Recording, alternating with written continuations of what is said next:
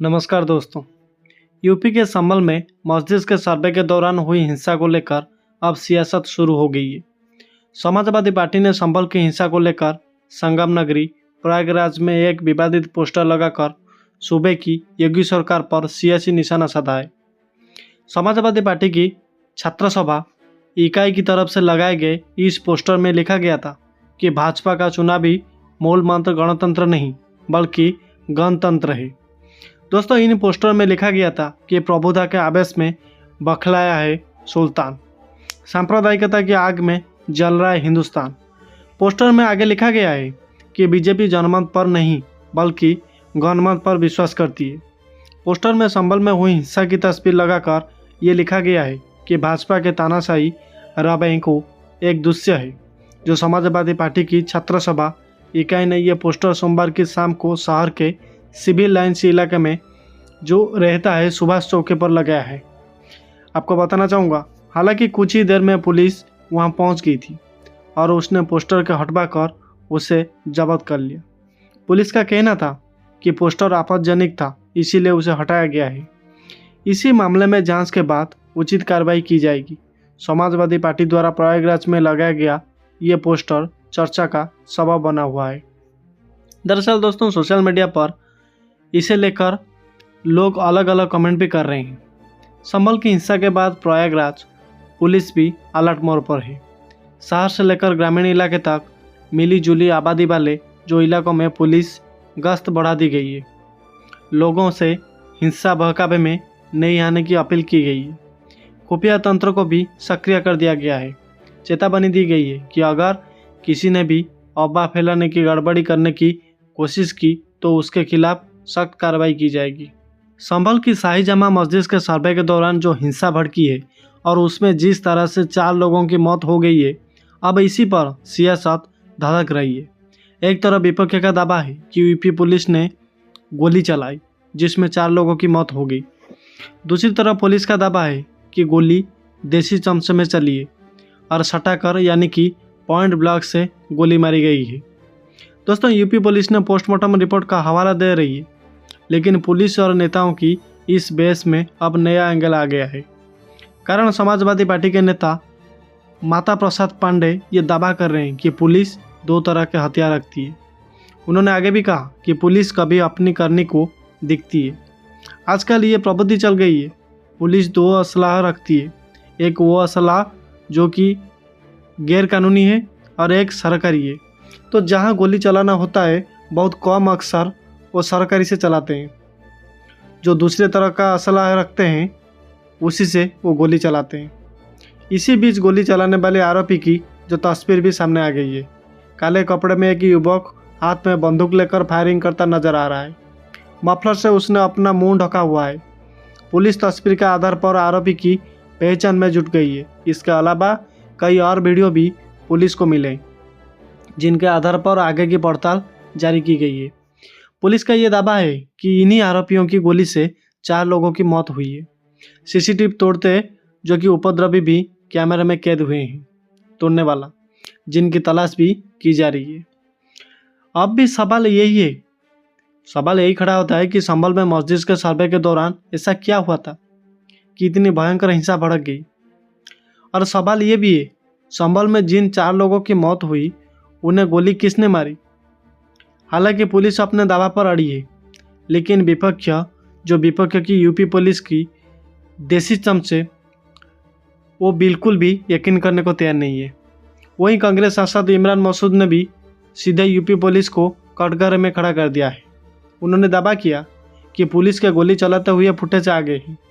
ये दुखद है कि जो सब दिखाई दे रहा है, उन्होंने दावा किया कि ये आदमी कौन थे जो भड़काने की बात कह रहे थे। मुझे तो लगता है कि पुलिस ही सिविल ड्रेस में आई थी। वहाँ झगड़ा पुलिस बनाम मुसलमान हो रहा है। संभल की हिंसा पर आज तक को एफआईआर तक की कॉपी मिली है जिसमें कई गंभीर आरोप सामने आई है। एफआईआर में ये आरोप दर्ज है कि किस तरह सांसद जो GR रहमान वार्क और स्थानीय विधायक के बेटे सुहेल इकबाल ने लोगों को भड़काया। आरोप ये भी जो कि पुलिस वालों को जान से मारने की नीयत से हमला कर दिया गया। एफआईआर में सांसद वर्क और उनको जो आरोप नंबर 1 और सुहेल इकबाल को आरोपी नंबर 2 लिखा गया है। लेकिन पुलिस ने जो केस बनाया है उससे दिल्ली से लखनऊ तक कोई मानने को बिल्कुल भी तैयार नहीं है। आपको बताना चाहूँगा कि संभल हिंसा पर सियासत थोड़ी बहुत नहीं बल्कि बहुत ज़्यादा हो रही है। विपक्षी मस्जिद के सर्वे से लेकर हिंसा में मारे जो 4 लोगों और पुलिस पर लगातार सवाल उठा रहे हैं। संभल हिंसा की जो मैजिस्ट्रियल जांच के आदेश हो गए हैं, अब इस जांच में क्या निकल कर आता है इसका भी सबको बेसब्री से इंतजार है। संभल हिंसा से जुड़े कई वीडियो ये सामने आए हैं जिसमें ये साफ दिख रहा है कि संभल में हिंसा सुनियोजित साजिश का हिस्सा थी। यहाँ उपद्रव अचानक नहीं हुआ क्योंकि संभल से समाजवादी पार्टी के सांसद जियाउर रहमान वार्क के एक वीडियो को लेकर ये दावा किया जा रहा है कि ये 22 नवंबर का है। दावे के मुताबिक इस वीडियो में जिया रहमान वार्क जुमे की नमाज के बाद भड़काऊ बयानबाजी करते हुए दिखाई दे रहे हैं। पुलिस ने सांसद जिया रहमान वार्क के खिलाफ मुकदमा दर्ज किया है, लेकिन समाजवादी पार्टी कह रही है कि ये मुकदमा झूठा है। सांसद जिया रहमान वार्क तो हिंसा वाले दिन ही संभल में नहीं बल्कि बेंगलुरु में थे। दोस्तों, यूपी में संभल हिंसा को लेकर अब चौंकाने वाले खुलासा हो रहे हैं। पुलिस दावा कर रही है कि एक सोची समझी साजिश के तहत संभल हिंसा को अंजाम दिया गया है।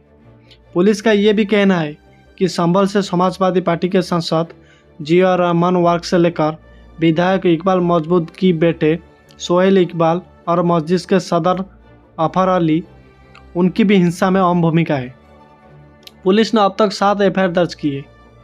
कुल 2 दर्जन से ज़्यादा लोग नामजद हैं और 2750 अज्ञात हैं। सांसद वार्क और विधायक के बेटे पर भीड़ को हिंसा के लिए उकसाने का आरोप है। अब दोस्तों, वार्क का जो 22 नवंबर शुक्रवार का एक वीडियो सामने आया है। वार्क का वीडियो में ये दावा किया जा रहा है कि जुमे की नमाज के बाद संभल के सांसद जिया रहमान वार्क ने भीड़ के बीच मस्जिद में ये कहा था कि ये मस्जिद क़यामत तक रहेगी, चाहे पुलिस जितने ड्रोन लगा ले। उन्होंने लोगों के बीच में खड़े होकर ऐलान किया कि वो पुलिस और प्रशासन में दबने वाले नहीं है। दोस्तों, आपको बताना चाहूँगा कि संभल हिंसा में पुलिस ने अब तक 25 आरोपियों को गिरफ्तार कर जेल भेज दिया है।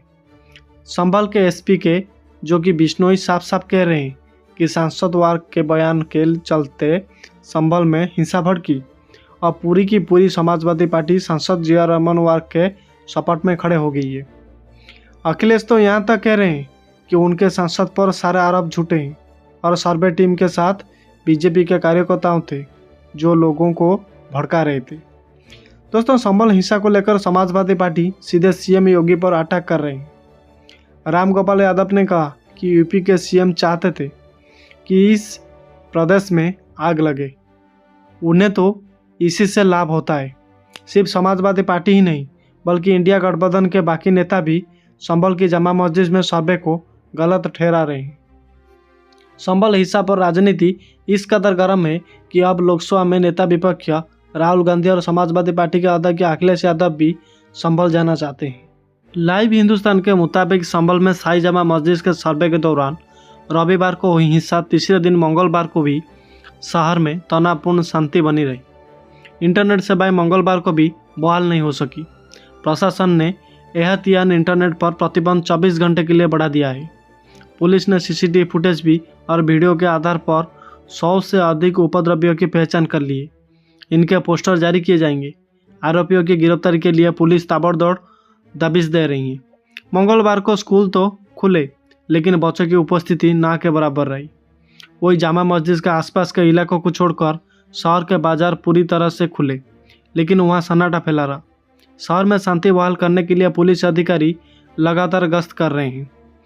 दरअसल दोस्तों, शाही जामा मस्जिद के पूर्व में हरिहर मंदिर होने के बाद पर कोर्ट ने रमेश राघव को कोर्ट कमिश्नर तैनात किया है।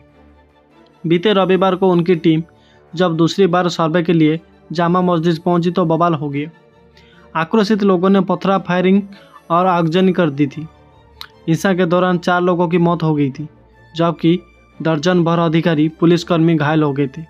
इस मामले में सोमवार को पुलिस ने सपा सांसद जिया रहमान वार्क विधायक पुत्र सोहेल इकबाल समेत 2500 अज्ञात लोगों के खिलाफ गंभीर धाराओं के मुकदमा दर्ज किया है। हिंसा के दौरान हुए नुकसान की भरपाई उपद्रवियों से कराने का भी निर्णय लिया गया है। पुलिस ने उपद्रवियों की पहचान के लिए मंगलवार को मस्जिद के पीछे की दुकान में लगे सीसीटीवी के डीवीआर भी जुटाए। हालांकि उपद्रवियों ने कई कैमरा का हिंसा के दौरान तोड़ दिए थे। पुलिस अब तक 100 से भी अधिक उपद्रवियों की पहचान कर लेने का दावा कर रही है। फुटेज और वायरल वीडियो से अन्य दो उपद्रवियों की पहचान के लिए साइबर सेल की भी मदद ली जा रही है। मुर्दाबाद के कमिश्नर अजन्य कुमार सिंह ने यह कहा है कि संभल बवाल में नामजद के जो फोटोयुक्त पोस्टर जारी होंगे, इसके लिए संभल के कप्तान ने तैयार कर लिए। दोबारा ऐसा बवाल दोबारा ना हो, इसके लिए सारे उपाय किए जा रहे हैं। उपद्रव करने वाले शेष लोगों को अशेष लोगों की पहचान भी अलग अलग साक्ष्य के आधार पर की जा रही है। सोशल मीडिया पर भी लगातार नजर आ रहा है। दरअसल दोस्तों, आपको बताना चाहूँगा कि डीआईजी मुर्दाबाद मुनिराज जी ने ये कहा है, डीआईजी मुरादाबाद मुनिराज जी ने कहा है कि किसी भी निर्दोष पर कार्रवाई नहीं होगी, लेकिन जो भी बवाल में शामिल रहे हैं उन्हें कड़ी कानूनी कार्रवाई का सामना करना पड़ेगा। पुलिस उपद्रवियों की पहचान के लिए साइबर सेल के लिए मदद ले रही है। फिलहाल संभल में स्थिति पूरी तरह से नियंत्रण में है। आज दुकान खुली है, आवागमन भी हो रहा है, पूरा जनजीवन शांति में चल रहा है। डीएम डॉक्टर राजेंद्र पैसिया के अनुसार उपद्रवियों की उनकी पहचान के साथ उन्हें पकड़ने का कार्य तेजी से चल रहा है। शहर में शांति का माहौल है, जनजीवन पटरी पर आ गया है। उपद्रवियों से नुकसान की भरपाई कराई जाएगी। सुरक्षा की दृष्टि और सूचनाओं का आदान प्रदान बचाने के लिए इंटरनेट सेवाएं 24 घंटे और बढ़ा दी गई है। एसपी कृष्ण कुमार बिश्नोई ने कहा कि पुलिस ने सीसीटीवी का वीडियो के आधार पर 100 से अधिक उपद्रवियों की पहचान कर रही है, जिनको पकड़ने के लिए दाबिश दी जा रही है। जल्द सभी उपद्रवियों की पहचान कर रहे हैं और उन्हें जेल के सलाखों के पीछे भेजा जाएगा। शहर में शांति बनी हुई है। व्यापारियों से भययुक्त होकर दुकान खोलने के लिए कहा गया है। दोस्तों, मुरादाबाद जो कि सपाइयों के प्रतिनिधिमंडल मंगलवार को संभल नहीं पहुंच सका। सपा के राष्ट्रीय अध्यक्ष अखिलेश यादव ने संभल के लिए नेता प्रतिपक्ष के नेतृत्व में 12 सदस्यीय प्रतिनिधिमंडल का गठन किया था, लेकिन सोमवार देर रात से ही प्रमुख सपा नेताओं को घरों पर पुलिस का कड़ा पहरा बैठा दिया गया। वो बाहर भी पुलिस के पहरे में ही चले। लेकिन प्रतिनिधिमंडल के सदस्य सपा के मुरादाबाद जिलाध्यक्ष जयवीर सिंह यादव ने बताया कि पार्टी के प्रदेश नेतृत्व के निर्देश पर संभल जाने का कार्यक्रम निरस्त किया है। तो दोस्तों, इसी समस्या को लेकर, इसी संभल के परिस्थिति को लेकर आपका क्या राय है, हमें कमेंट बॉक्स में ज़रूर बताइए। और दोस्तों, वीडियो को ज़्यादा से ज़्यादा शेयर कीजिए और हमारे चैनल को पहली बार आए तो सब्सक्राइब करके बेल आइकन को दबा दीजिए। धन्यवाद दोस्तों।